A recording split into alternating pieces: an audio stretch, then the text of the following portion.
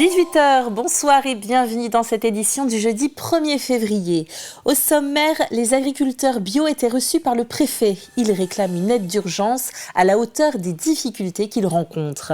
Un autre mouvement de grogne qui a rassemblé plusieurs centaines de personnes dans les rues de La Roche-sur-Yon cet après-midi. Les enseignants ont marqué une journée de grève. Ils alertent sur les salaires et les conditions de travail.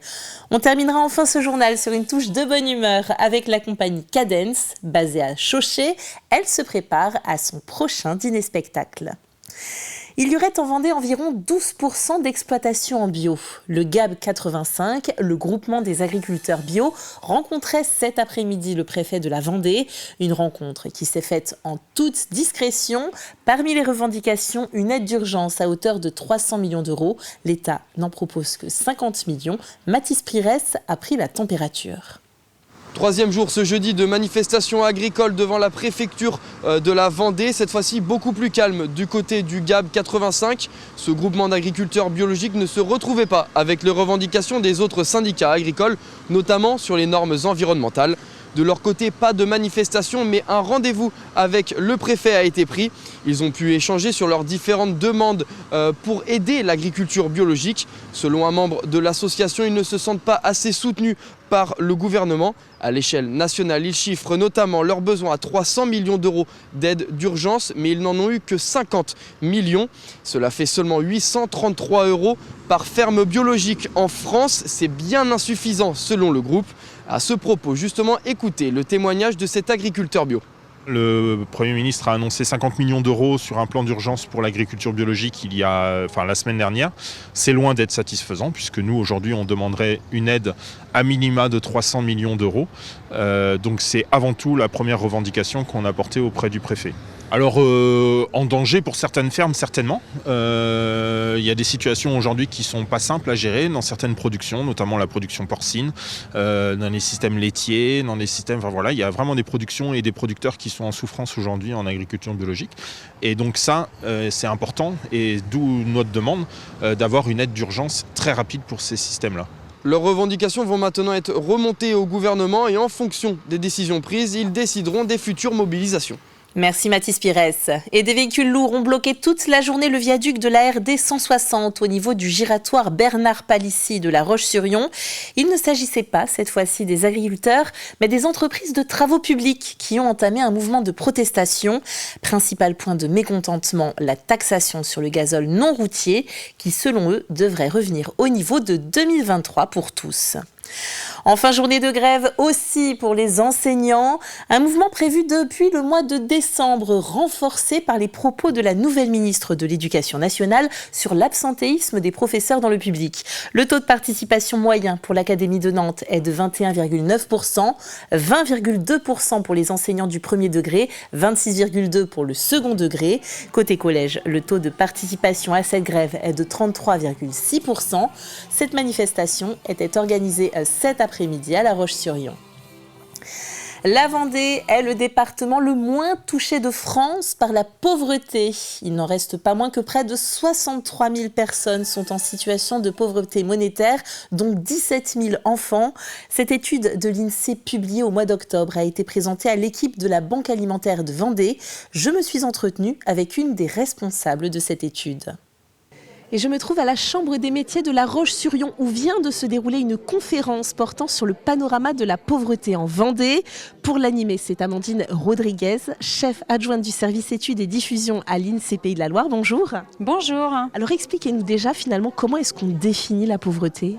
Alors la pauvreté, c'est pas si facile que ça à définir parce que c'est quand même un phénomène complexe. La mesure qu'on utilise le plus souvent, c'est la pauvreté monétaire, c'est le fait d'être plus pauvres que la majorité des individus. Donc ça, c'est la notion qu'on développe le plus. Après, vous avez aussi la pauvreté institutionnelle, le fait de percevoir un minima social. Et la dernière façon de mesurer, c'est la pauvreté en conditions de vie, donc le fait de subir des privations, en fait, de subir plusieurs privations, comme ne pas avoir de voiture à soi, ne pas pouvoir remplacer ses vêtements usés ou ne pas pouvoir recevoir ses amis au moins une fois par mois. Des choses de ce genre-là. Ces différentes formes se recoupent, mais partiellement. D'accord. Et est-ce qu'en Vendée, du coup, on est plus pauvre qu'ailleurs en France ? Alors en fait, la Vendée, c'est le département le moins pauvre de France, puisqu'on a un taux de pauvreté de 8,9%, quand la moyenne nationale est à 14,4%. Et donc la différence est énorme. Oui, la différence est énorme. Toutefois, il faut relativiser parce que ce 8,9% de taux de pauvreté, ça veut dire qu'il y a 63 000 personnes en situation de pauvreté en Vendée, dont 17 000 enfants. Est-ce qu'il y a des types de profils qui se dégagent particulièrement ? Alors oui, dans notre étude, on a dégagé 6 groupes, 6 profils. Les retraités, les personnes qui sont insérées dans l'emploi, tout un tas de profils sur des personnes non insérées dans l'emploi, à vrai dire 4 profils, les moins de 30 ans, les locataires du parc privé, les locataires du parc social et les propriétaires. Donc tous ceux-là sont non insérés dans l'emploi. La majorité, c'est les retraités. Alors, les retraités, oui, sont très présents en Vendée. 37% des personnes pauvres en Vendée sont des retraités. Une dernière question. Quel recul est-ce qu'on a sur ces dernières années ? Est-ce qu'on est de plus en plus pauvre ici ou au contraire ? Alors, en France, depuis le début des années 70, la pauvreté a nettement reculé. Malgré tout, sur les dernières années, on a un niveau de pauvreté qui est plus élevé que ce qu'il était au milieu des années 2000. Depuis le 23 janvier, les habitants de Sud-Vendée Littoral peuvent utiliser l'application Caros, un nouveau système de covoiturage axé particulièrement sur les trajets domicile-travail, un moyen de lutter contre l'autosolisme. Caros est le fruit d'un partenariat inédit signé entre la communauté de communes, la région des Pays de la Loire et l'application. Aujourd'hui, sur le territoire, il y a des difficultés pour trouver des personnes pour aller dans les entreprises. Et une de ces difficultés vient du transport. Ça permet aux gens qui sont déjà dans les entreprises de covoiturer avec leurs collègues et de recevoir de l'argent parce qu'ils sont payés. Et 2, ça va permettre à des gens qui aujourd'hui n'ont pas de solution de transport de venir dans ces entreprises et donc d'augmenter leur employabilité. Ça y est, le festival de poupées dévoile enfin l'intégralité de sa programmation. Certains noms étaient déjà connus, comme Toto, qui a affiché complet quelques minutes seulement après la mise en vente des billets. Et nous apprenons aujourd'hui la présence, entre autres, de Pascal Obispo, M. Pokora, Grand Corps Malade, Nada Surf, Matmata, Simple Mind, Zao de Sagazan ou encore Oshi et Calogero. Il est impossible, évidemment, de tous les citer. Et à noter aussi une nouveauté, l'ouverture le 26 juin avec un spectacle de magie d'Éric Antoine. Ouverture de la billetterie le 21 février à 10h. Je crois qu'il va y avoir du monde. Culture toujours. Du 1er au 3 février, Soulan accueille la 4e édition de son festival du roman noir Marée Noire. Le thème de cette année est Quand le polar se mêle d'histoire, avec un programme aussi fourni que varié, des rencontres avec des auteurs, mais aussi une conférence sur la criminologie, une projection de film, un jeu d'enquête ou encore une lecture musicale, un événement de la communauté de communes Océan Marais de Mont. Si on aime le roman policier, si on est curieux autour de tout ce qui concerne la police judiciaire, c'est vraiment passionnant, le début des empreintes, tout l'historique de la police judiciaire, puisque ce sont des outils qui sont toujours utilisés, donc c'est vraiment très intéressant. On essaye de plonger le public dans l'ambiance en entrant dans la bibliothèque. Voilà, on a aussi une exposition qui est présente là, pour plusieurs semaines, une exposition de la bibliothèque départementale de Vendée sur les origines du polar. Donc effectivement, on essaie de créer une ambiance noire. Allez, on se déhanche à présent du côté de Chauchet. La compagnie Cadence se prépare activement pour son prochain spectacle. 250 danseurs se réunissent chaque semaine sur des chorégraphies toujours plus visuelles. Le dîner-spectacle se déroule les 15 et 16 mars. Les pas sont déjà maîtrisés, mais tout doit être parfait sur un air de musique moderne. Le reportage de Grégoire de Châtillon. Ce couple de danseurs, également chorégraphe et créateur de spectacles, a chamboulé le monde de la danse dans la petite commune de Chauchet. 5, 6 et 7 et 8, 1, 2, 3, 4, 5. Depuis 3 ans, avec leur compagnie Cadence, ils font danser chaque semaine 250 élèves dans la commune. 3, 4, 5, 6, 7, 8. On a vraiment une bonne alchimie entre nous, ça se ressent dans les cours, il y a une bonne ambiance. Et sur scène, c'est le feu quoi, c'est le feu. Ce soir-là, ils sont une cinquantaine en répétition d'un dîner-spectacle qui sera joué les 15 et 16 mars à Montaigu-Vendée.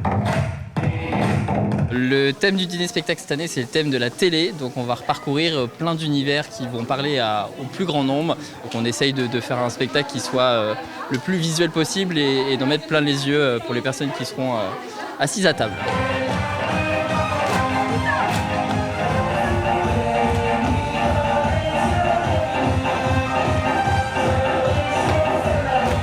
Choix de musique, mise en scène, placement, etc.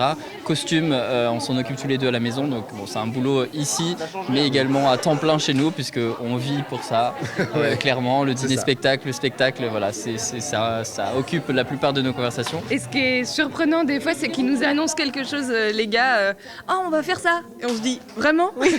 Et au final, le résultat est toujours bien, super. Donc, et on s'éclate. C'est une passion. Ça me permet de me libérer, je sais pas, ça me permet de tout faire. Enfin, c'est ma passion. Sachez qu'il reste encore des places pour le dîner-spectacle du vendredi 15 mars. Le dîner sera suivi d'une soirée dansante. Dîner-spectacle salle Dolia à Montaigu-Vendée. Les réservations se font sur le site Helloasso Cadence 85. Il est temps de refermer ce journal. Merci de l'avoir suivi avec nous. Je vous rappelle que vous pouvez retrouver l'intégralité des reportages sur notre site internet tvvendée.fr. Retour de l'actu à partir de 7h demain dans votre matinale. Belle soirée et à bientôt sur TV Vendée.